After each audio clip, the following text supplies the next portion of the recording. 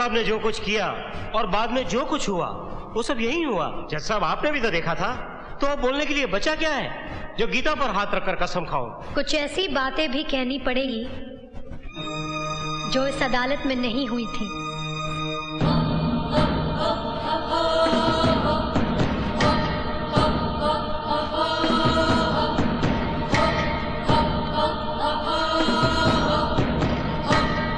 हम ठहरे गरीब लोग, हमारे पास न तो दहेज देने के लिए रुपए है और न ही वकील की फीस के लिए, इसलिए मैं खुद ही इस केस की पैरवी कर रही हूँ।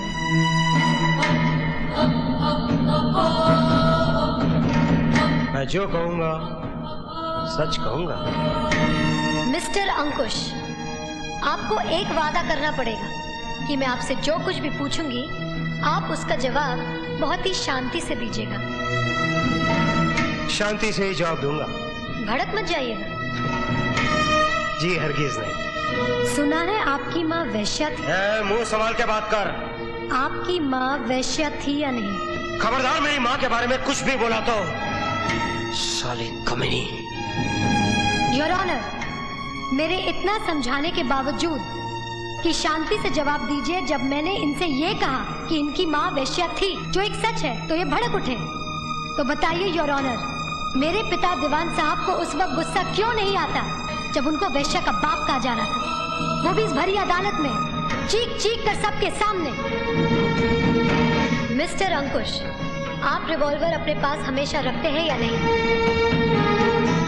हाँ। योर ऑनर, रिवॉल्वर हमेशा अपने पास अक्सर वो लोग रखा करते हैं जिनके पास बहुत सारी दौलत होती है या शोहरत। दौलत तो आपके पास है नहीं, क्योंकि चरस पीने के लिए पैसे भी आपको ससुराल वालों से भीख में मांगने पड़ते हैं।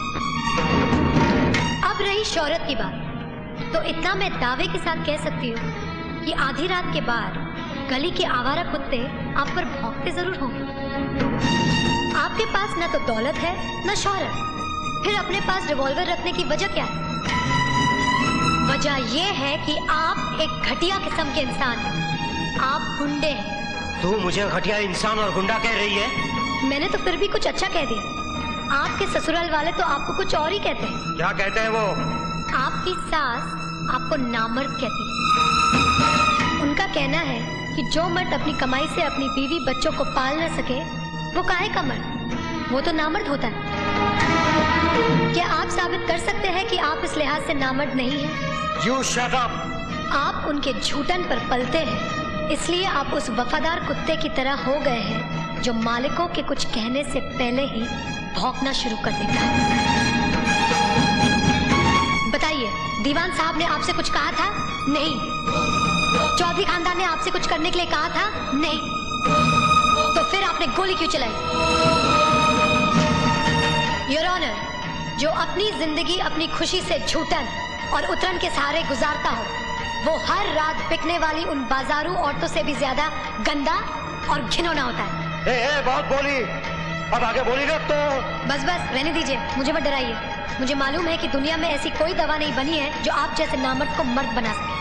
हरामजादी, मैं तुझे। ये अदालत है, यहाँ किसी को धमकी देना अदालत की मर्यादा के खिलाफ। अदालत की मर्यादा की ऐसी की तैसी, तेरी तो।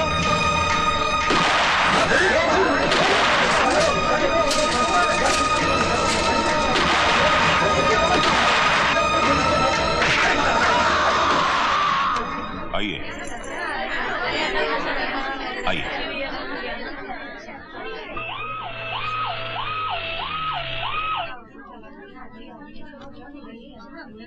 निरंजन चौधरी कौन है? मैं। आइए मेरे साथ।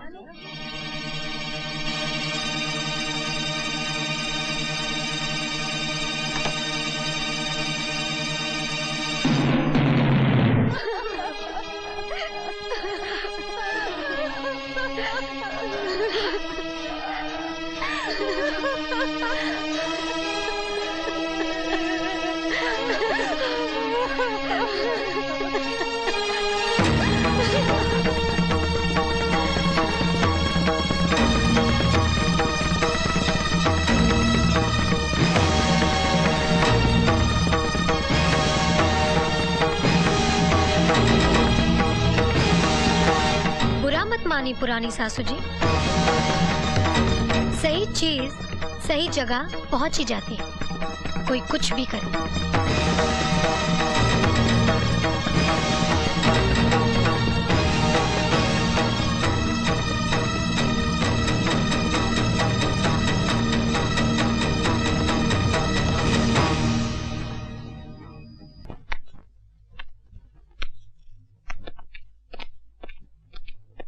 नमस्ते सेठ जी।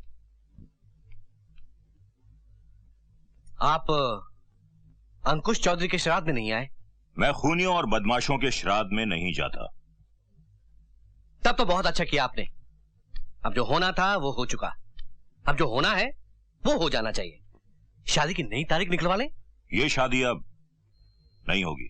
नहीं नहीं, ऐसा मत कहिए सेठ जी। हमने जो कह दिया वो कह दिया। नहीं सेठ जी, शादी की तैयारी में हमने लाखों रुपए खर्च किए हैं, ऊपर से जात बिरादरी में नाक कट जाएगी। ऐसा मत कीजिए, ये रिश्ता मत तोड़िए। मैं आपके हाथ जोड़ता हूं, पांव पड़ता हूं। हमारी इज्जत का कुछ तो ख्याल कीजिए।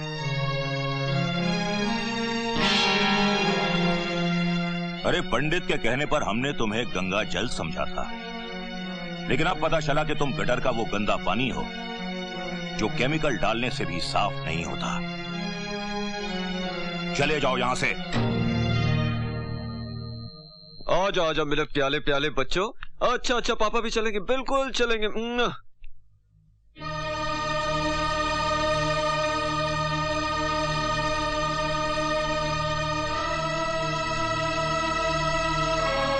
रहीम चाचा, रहीम चाचा जी, ये बच्चों को जरा आइसक्रीम खिलाने ले जाइए, ये बहुत जिद कर रहे हैं। जाओ बेटे जाओ। चलो। सुनिए, आप नाश्ता कर लीजिए, मैं नहाने जा रही हूँ।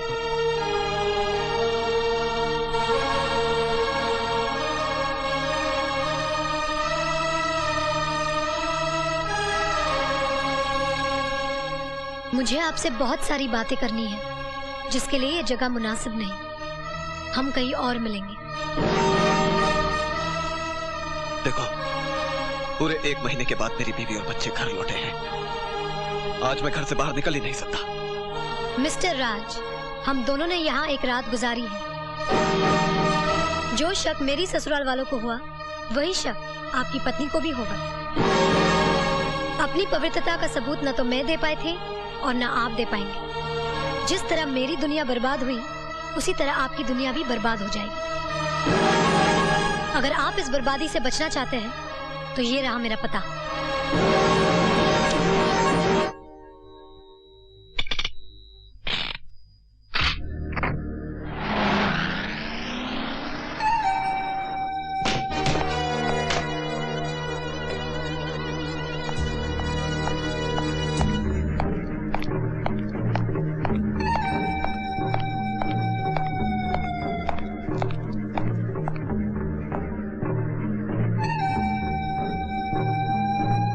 एक बात याद रखना, अगर तुमने मेरे परिवार में जरा भी जहर घोलने की कोशिश की तो मैं तुम्हारी कहानी ही खत्म कर दूंगा।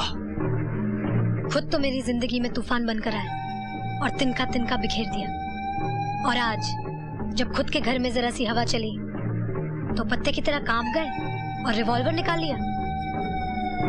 चलाइए, गोली चलाइए। गोलियों से न तो कहानी खत्म होती है और न ही पाप मिटता है।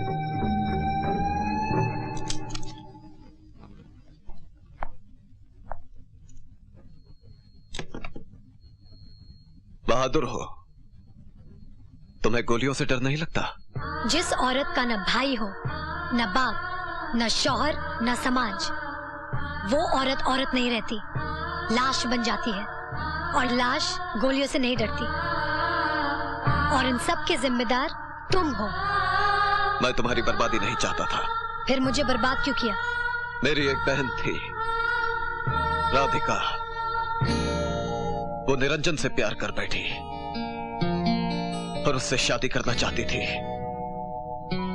लेकिन निरंजन ने उसे ठुकरा दिया और उसने आत्महत्या कर ली। बात यह है कि भैया पर बहुत सी लड़कियां मरती थीं। एक थी राधिका, उसने तो भैया के लिए अपनी जान ही दे दी। मैंने अपनी बहन की चिता पर कसम खाई थी कि मैं निरंजन को कभी शादीशुदा जिंदगी का सुख भोगने नहीं दूंगा। तुम्हारी वजह से उन्होंने मुझे बदचलन आवारा साबित करके घर से निकाल दिया।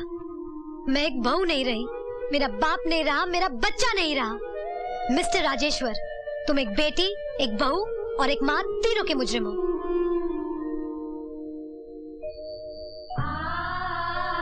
सचमुच बदले की भावना में मैं अंधा हो गया था। मैं ये सोच भी नहीं पाया कि जो आग मैं लगा रहा हूं वो और किस किस को जलाएगी। मैं तुम्हारा गुनहगार हूं पूजा। तुम मुझे जो सजा देना चाहो दे सकती हो। अब मैं हर कीमत पर उनसे बदला लेना चाहती हूँ, और इस बार अगर कोई भी कीमत चुकानी पड़े तो वो कीमत मैं चुकाऊंगा। रामोतार की बीवी खेतों पर काम कर रही है। क्या? चलो मिलो।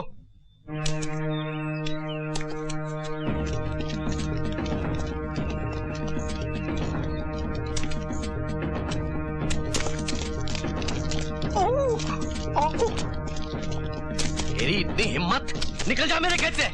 ये तो हमारा खेत है चौधरी जी। अरे तुम्हारा था, अब ये मेरा है। राम अवतार ने 20,000 रुपए का कर्जा लिया था, जो सूद समेत 50,000 रुपए हो गए थे। ये कर्ज चुकाने के लिए राम अवतार ने मरने से पहले सारा खेत मेरे नाम कर दिया था। आप झूठ बोल रहे हैं चौधरी जी। अरे मैं झूठ बोल सकता हूँ, लेकिन ये कागजात झूठ नहीं बोल सकते। ये देखिए मुखिया जी, ये देखिए राम अवतार के अंगूठे का निशान देखिए। हाँ भाई, कागजात तो पक्के हैं। हाँ, अरे मिलो, निकाल इसे। अरे निकाल। चलो निकलो, भागो। निकाल दिया। चौधरी, तुझे भगवान कभी माफ नहीं करेगा। चौधरी जी, ओ चौधरी जी, मैं ये पूछ रहा था कि राम अवतार जी की तो तुमसे पटती भी नहीं थी, वो तो तुम्हारे दरवाजे पे थूकने भी नहीं आता था। मतलब आता नहीं था, फिर उसने कर्जा कभी लिया तुमसे, और वो कागजात पर निशान कब लगाया? बीच में मत बोल। कमाल है, और बनने में अभी बीच में बोलते हैं, मगर आप उन्हें कुछ नहीं डांटते। हाँ नहीं डांटता, इसलिए कि वो मर्द है। तू मर्द है क्या? मुखिया जी, साले को क्या मालूम कि राम अवतार एक इज्जतदार आदमी था, और हर इज्जतदार आदमी कभी किसी के सामने नहीं, हमेशा छुपकर कर्जा लिया करते हैं। क्यों मुखिया जी, जब आपकी बेटी की शादी हुई थी तब आपने भी तो। हाँ, चौधरी साहब सच कह रहे हैं। पंचायती करने आया था साला। इतने भी हमारी बेइज्जती मत कीजिए चौधरी साहब। क्या करेगा? क्या करेगा तू? आंख दिखाएगा? दिखाएगा आंख? तेरी इतनी हिम्मत? आंख निकालूंगा साले। भाग जा यहाँ से। कभी मेरी दुकान पर आया तो। देखो साईं, अगर 2 दिन के अंदर तुमने फैक्ट्री नहीं खरीदा तो मैं किसी दूसरे को दे दूंगा। अरे तुम भी खामखा की धमकी देते रहते हो। मुझे अच्छी तरह मालूम है कि इस फैक्ट्री खरीदने वाला कोई दूसरा नहीं है। अरे आपका ख्याल गलत है साईं। दूसरा ग्राहक माल के साथ तैयार खड़ा है। वो तो आपसे पहले बात हो गई थी, इसलिए 2 दिन का टाइम दे रहा हूँ। दूसरे ग्राहक से मिलवाऊं, खातिरी कर लो। अरे साईं, जरा बाहर आना।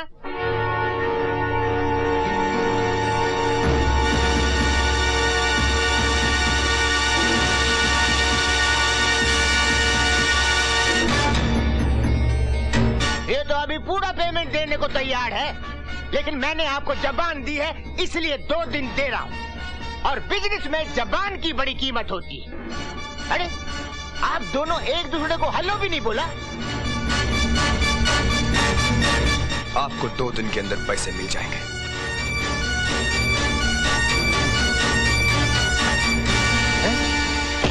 साईं, आपको देखते ही निरंजन की आंखों में खून उतर आया था, और उसे देखते ही मुझे अपना खून याद आ गया था। उसका मूड देखकर तो ऐसा लगता था जैसा वो आपको मार ही डालेगा। ये काम तो वो पहले ही कर चुका है दुदानी। अब तो उसके मरने के दिन है। अब तो उस फैक्ट्री को खरीदना जरूरी हो गया है। वो भी उस फैक्ट्री को खरीदना चाहता है। कौन? वही जिसके पास पूजा गई थी। मैं उसके पास वो फैक्ट्री नहीं जाने दूंगा।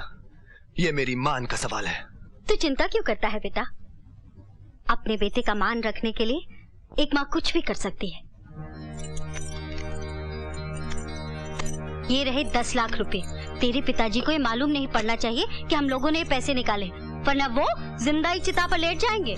ये रहे 10 लाख रुपए कैश। और ये रहा बैंक का 20 लाख रुपए का चेक। पेमेंट पूरा हो गया। हो गया साईं, बिल्कुल हो गया। और ये मेरी तरफ से फैक्ट्री के कागज।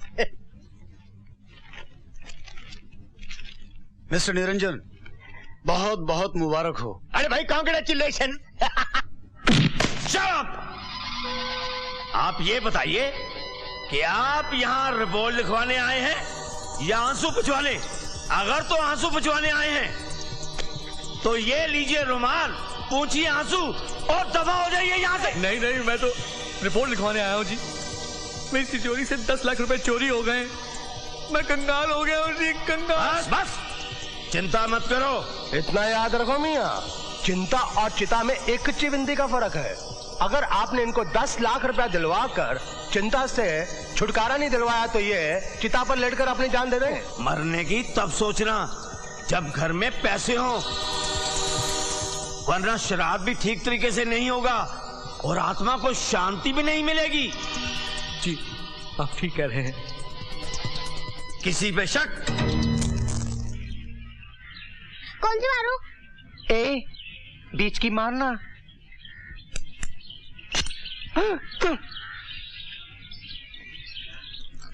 ओह, अरे 2 गोलियां तो कम है। जरूर इसने ही चुराई होंगी। ए, चल फुट। चल निकाल मेरी गोलियां। नहीं है ना? हाँ। बिल्लू तेरा नाम है? हाँ, मेरा ही नाम है। तो चल। मैंने कुछ नहीं किया, छोड़ दीजिए।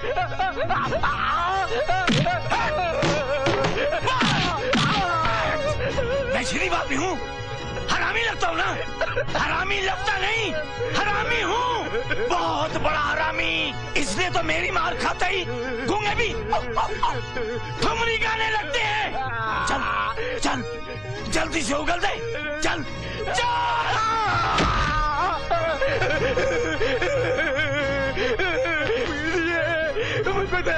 दया, कितनी किलो दया चाहिए?